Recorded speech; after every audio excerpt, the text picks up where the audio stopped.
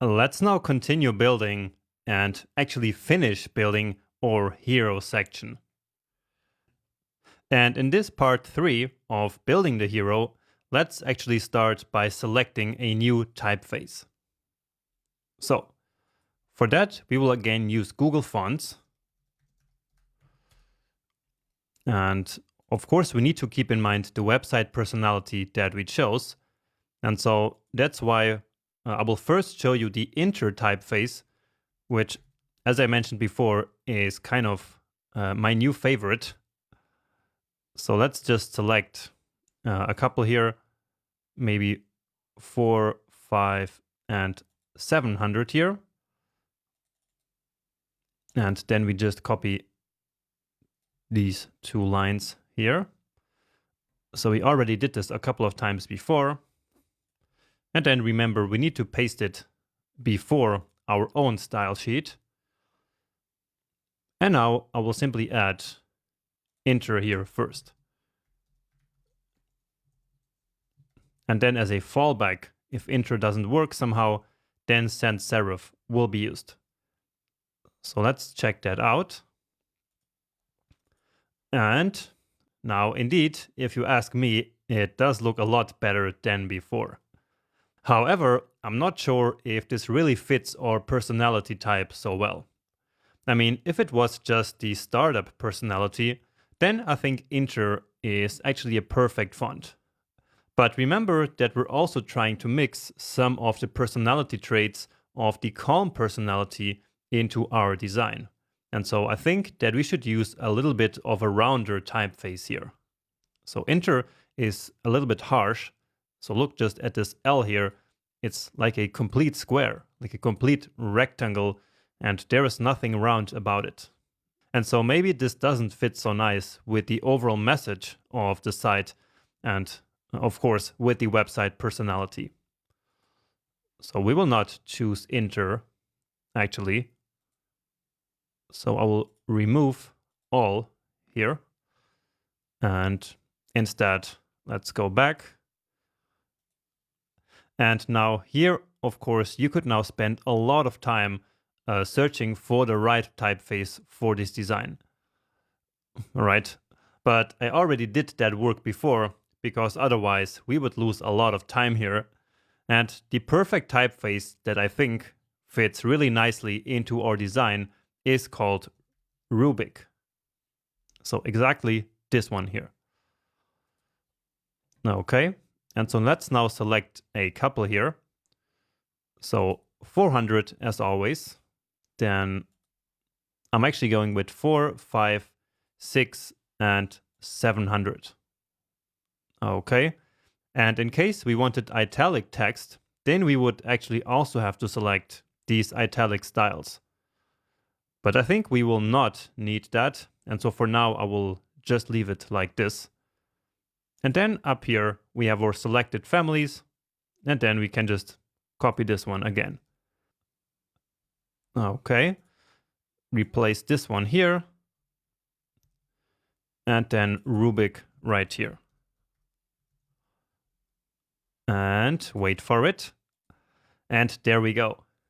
So this typeface, I think, is really, really beautiful, and it's really a nice mix between the startup personality, but making it a little bit more approachable and looking a bit more caring by being basically a bit more round. So comparing this L here with the one we had before, now it has these nicely rounded corners, and the same is of course true for all the other characters here as well. So really nice. Let's make this here actually the whole size. And yeah, so I think this is the perfect typeface. But as I said, usually when I build a project like this, I keep experimenting throughout the entire project with different typefaces, even at the very end, to see which one fits best. And so when we reach the end of this project, we might also do that again, because then it's actually a perfect time to see the entire layout changing the way it looks simply by using some different typefaces. But for now, as a work in progress, I think this one here is great. Let's just make these buttons here a little bit bolder now that we have that 600 font weight. So you see that by default we have 400, and then 700 is like really bold, but to make it just a little bit less bold, we can use 600. So that's what I want to use here on the button. So font weight of 600, and that does look a lot nicer.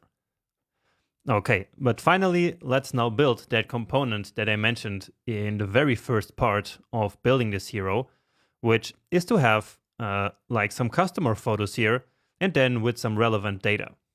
And I thought of that because here in this description, we have this sentence here.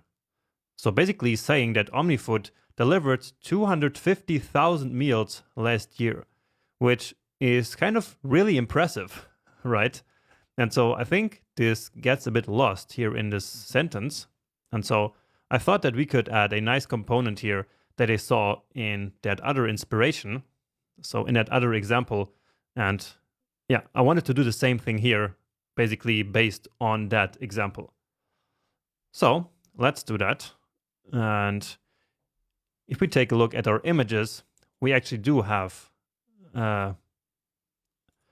should be here in the customers. So we have a lot of photos here of customers that we can use. So 6 of them. So let's come back here into our hero text box and basically add that here after these buttons. So again, using a very generic div element, and then I will call it delivered meals. Then here inside of these meals, we need one box for the face images and then another box for the text, or maybe just some paragraph for that text. But anyway, let's call this one here the delivered faces. Okay, could be delivered images as well. Let's actually call it IMGs for images to be a bit more consistent. And then of course our image element source. So that's in IMG. And here we have yet another folder. So IMG /customers/customer once. Okay, and here let's add some very simple alt text. So this is just some customer photo. Okay. Now I'm copying this and pasting it a couple of times because we have 6 of them. So this looks a bit strange. So here I don't really agree with the prettier formatting. Yeah, that's a lot better. So here you see they are called 1, 2, 3, 4, 5, 6. So we just need to replace them here. And I will leave the alt text without any change. Okay, and then here I want that paragraph with the text. So let's get that actually. So it's this one here, right? So of course, actually it's also here. So let me just cut it from here and paste that here. And just to make it a little bit nicer and shorter, let's just say 250,000 meals delivered last year. Okay, let's check that out again. And indeed, that doesn't look so correct. And so we now need to build this small layout for this small component. So that's called delivered meals. And again, I will fix this CSS file here a little bit later because it's starting to get a bit confusing. But anyway, so we want the delivered meals to be side by side with that paragraph. So a good use case for using display flex. And this time I'm actually using flex and not grid because here I don't really care about the size of the columns. We will simply let the content determine the sizes. Okay. Then delivered well, not meals, but images. So here we also want these images to be side by side. So all the child elements here of delivered images, which are these images, should also become flex elements. And so now let's format these images. But here I didn't give them any class. And well, I usually don't do that when it goes so many levels deep. So here I would now have to call them like delivered img, but that's a bit too much trouble, maybe. So I'm just going to select the img using this descendant selector. So let's give them some height. So based, of course, again here on our rules. So maybe 64 pixels. And if that is too big, we go one step down to 48. So 64, which means 6.4 rem. And well, usually we do not need to specify a width because it will automatically get adjusted. But there is some bug in the Safari browser when the images are flex items. And so we need to do that here as well. So we simply set the width to the exact same thing to make them squared. Okay, and then we also want to make them round. And since they are squared, we can set the border radius to 50%. Remember that? And so let's check it out, maybe, or actually let's first also style this paragraph here, which I didn't actually give a class yet. So that's delivered text, let's say.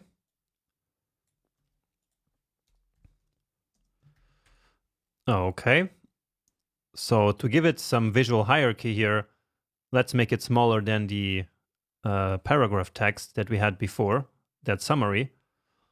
So where is that? It's right here. So it's at 2 rem. And so let's go one step down, which is 1.8 rem. So 18 pixels. So here we are using all of these ideas about visual hierarchy with text and with the entire layout in general as well. And let's give it some font weight, maybe of 600 to make it stand out then a bit more from the rest. Okay, so that's starting to look like something, but these images are way too big for now. So let's fix that. And we also need some spacing here, so some vertical spacing between this component and this button. So let's start with that, actually. And well, we cannot really add any spacing simply to the buttons here, right? So again, that would then be against the idea that these buttons should be standalone components. So, which is also the reason why here I added this margin using this helper class, right? So I could create a margin bottom or something class like that, but then I would have to add it to both these buttons. And I think that's not really worth it, because what we can do instead is to simply add some margin to the top of this element here. So delivered meals. So margin top in this case. And here let's use a lot. So maybe 80 pixels. So not quite the 96. That would be a bit too much, but let's try 8 rem here. Okay. And then, make the images smaller. So stepping down from 64, the next one is 48 pixels. So 4.8 rem. Okay. And so that is a lot better already. Great. Now what we need to fix is to add some spacing here and align these vertically. And then one very nice thing that we can do here is to kind of overlap these images here on top of each other. So that's something that we see quite often when we have a situation like this, because, well, like this, it looks a bit strange. So we can just overlap them. And I'm sure you have seen this also in practice before. So starting with the spacing and vertical aligning, that is right here on this delivered meals flex container. And so here we need to then add align items, remember, to center everything vertically. And then to add some spacing, we use our gap property. And let's use 16 pixels, so 1.6 rem. Okay, so that fixes that first part. And now remember, the second thing that we wanted to do is to put these images on top of each other. So basically we want to decrease the spacing between them. And so we might think that since we are using a flex container here, so this delivered images which contains the images is also a flex container. And so we might think that here we could set the gap property to a negative value. However, for some reason that doesn't really work. And so here we actually need to work on the individual images themselves. So here we can add a margin to the right with a negative value. And so let's again use, for consistency, 1.6 rem, but then negatively. And so that will basically pull each of the images 16 pixels more to the left. All right. Yeah, so exactly like this. Now, for some reason, the margin, so this gap here is not really being applied. Let's see what's happening there. And so this is where, once again, the DevTools come in very handy. Just make this a bit bigger so you can actually see. So the problem here is that the flex container basically ends right here. And the reason for that is that all the images have this negative margin. Well, it's not really visible here, but we need to basically remove the negative margin from this last one here. That should then fix it. So then this end of the flex container should be back here, and then we should be able to see that margin that is now on top of the image. So let's select the last one. And for that, fortunately, we have our very handy last child pseudo class. And so here we set the margin back to 0. So we could have written margin right as well, but here basically we're setting all the margins back to 0. Okay, and now that is fixed indeed. Right. Now just one more thing, or actually two more things. So first I want to make this one here a bit more visible. And so I'm also giving it this orange color here. And then another thing that we do many times when we overlap images like this is to then add a nice small border to each of them to create basically some visible space between them. And you will see what I mean in a second here once I do that. So basically what I just said is to add a border, let's say 3 pixel solid, with the exact same background color as the color that is around the images. So if that was white, we would use white, but in this case that is this background color right here. Actually, it is this color, but it's not coming from here. I mean, it is here from this section hero, right? So that's right here. Right.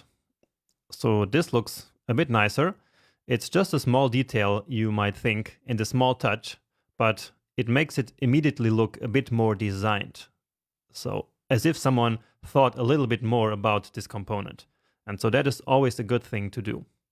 Now, finally, as I said, I want to make this text here also orange in order to make it stand out a bit more. So let's wrap it in a span element, which is like a generic text element.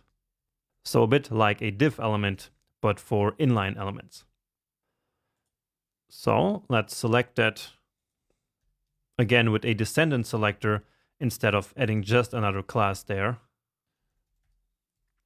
So our brand color is this one here, I think.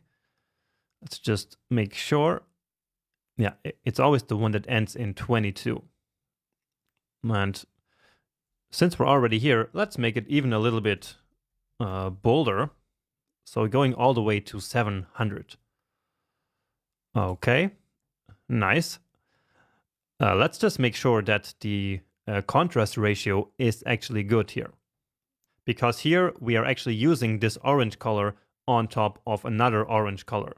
Even though this one here is very light, but I'm actually not sure if it has the correct color contrast ratio. So to check this, we go to this Coolors or something website, which one more time it is on my resources page. Then we click away all this stuff. Then here on more, we come to contrast checker. Then we paste our text color here. Well, I'm not sure what that is. It was this text that I copied before. So indeed I want this. And the background color is this one here. And so you see it is very poor. So this red background here means that we are in trouble. So let's use the next dark that we have. So this one here. Let's copy this. Let's just make sure it's here already. Actually, it's not. So just again to make sure we have everything in one place. Let's put that here. And it is still poor here, but down here it just became yellow, which is for a large text. But if we take a look here, then we see that level AA requires 3.1 for large text, so at least 18 pixels, or bold text. And in our case, the text is actually very bold, and so I think we're good to go with that color here. So let's replace that, and there we go. So you think that this might be a very minor thing to worry about, but as I said, I believe, and the whole web developer community believes as well, that we should really strive to make our websites as accessible as possible. And so I think it's not too much to worry about a small detail like this.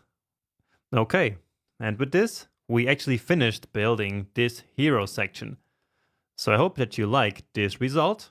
I think it looks really, really beautiful. So great result here. We have some nice visual hierarchy where this text here is closer a little bit to this one because they belong kind of together.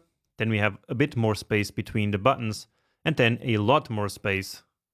Well, actually not that much space, but still there's a lot more space here than here. And so again, we create a nice visual hierarchy right there. Let me just remember how much we used here. It looks like it's not that much. It was 8 RAM, while here we have 4.8 RAM. But then because of the line height, it is actually a bit more, as we can see here in this blue box that is around it. But still, I think this looks good. Also the spacing between these columns and around everything here looks quite decent. And so yeah, I think this is done for now. And so in the next lecture, we will then also build the header here. So putting the logo here and also start working a bit on the navigation. So that is yet another exciting step to really polish off and finish this whole introduction to our website. And so hopefully I see you there very soon.